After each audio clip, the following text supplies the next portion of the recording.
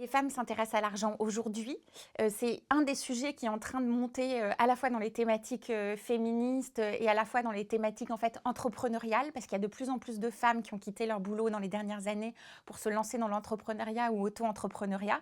Et donc ça fait qu'elles s'intéressent de plus en plus à l'argent.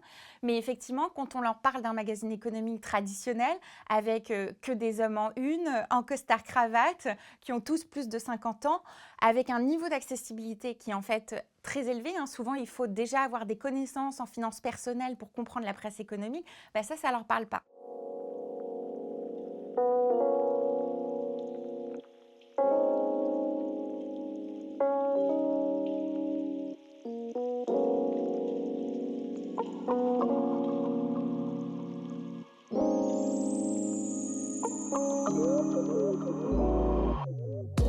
Je me suis rendu compte qu'il y avait une difficulté des femmes à parler d'argent, plus que les hommes, qu'il y a une question de tabou qui reste et qui est persistant. Il y a aussi ce qu'on appelle en économie une aversion au risque, donc au risque qu'on peut faire prendre à son argent qui est plus fort chez les femmes que chez les hommes. Énormément de stéréotypes, une presse économique qui ne s'adresse pas aux femmes. Et moi, je voulais vraiment créer quelque chose de concernant.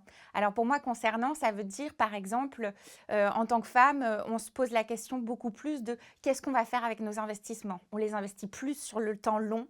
On a envie qu'on nous explique si on le fait pour un voyage, pour un achat immobilier, comment on investit pour le futur de nos enfants, comment on investit dans toutes ces situations du quotidien. Et c'est ça qu'on a envie de comprendre en tant que femme, pas juste faire un concours à celui qui a gagné le plus en 2 semaines sur une application de trading.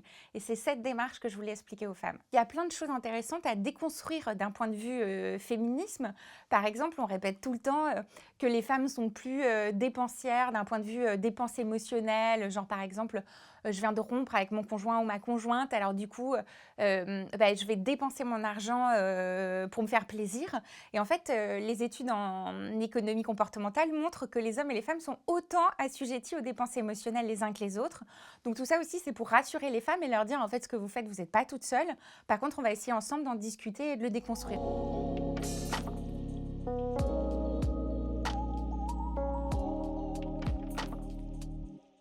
Il manque des cours d'initiation à l'économie, à l'investissement, même en petit format, mais dès le lycée, dès l'université, un peu comme on a des cours d'éducation civique pour que femmes et hommes, on soit éduqués sur ces sujets-là. Deuxième chose, il manque des médias pour donner envie, déconstruire les stéréotypes, ce que j'essaye de faire. Expliquer un peu pourquoi on en arrive là et à quel point notre esprit peut être conditionné en tant que femme socialement à penser telle ou telle chose sur l'argent ou sur le capital. Et la troisième chose, c'est pour toutes les startups de fintech et les entreprises qui essayent de se lancer là-dessus, repenser ce qu'on appelle le parcours utilisateur. Donc c'est l'idée quand tu rentres dans l'application, quand on t'explique, quand on essaie de comprendre qui tu es, comment tu veux investir, les couleurs qui sont utilisées, les study cases ou les façons de raconter des exemples dans lesquels tu vas te reconnaître.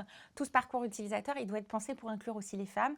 Et aujourd'hui, ce n'est pas encore le cas. Ça fait déjà quelques années que les entreprises, et notamment de la banque et de la finance, ont tendance à mettre des femmes en avant ou à faire des conférences pour parler de démocratisation, de l'investissement, etc.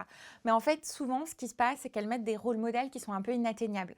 Des femmes qui ont fait HEC, du M&A, de l'investissement hyper poussé, qui viennent de catégories sociales très favorisées et en fait qui sont des personnes dans lesquelles on a du mal à se reconnaître en tant que personne. Et donc moi je prône une diversité de rôles modèles, c'est-à-dire plein d'exemples féminins qui investissent différemment. Moi j'ai envie de voir des jeunes femmes comme moi qui ont investi un peu dans l'immobilier, un petit peu dans les crypto-monnaies, un petit peu dans l'investissement durable.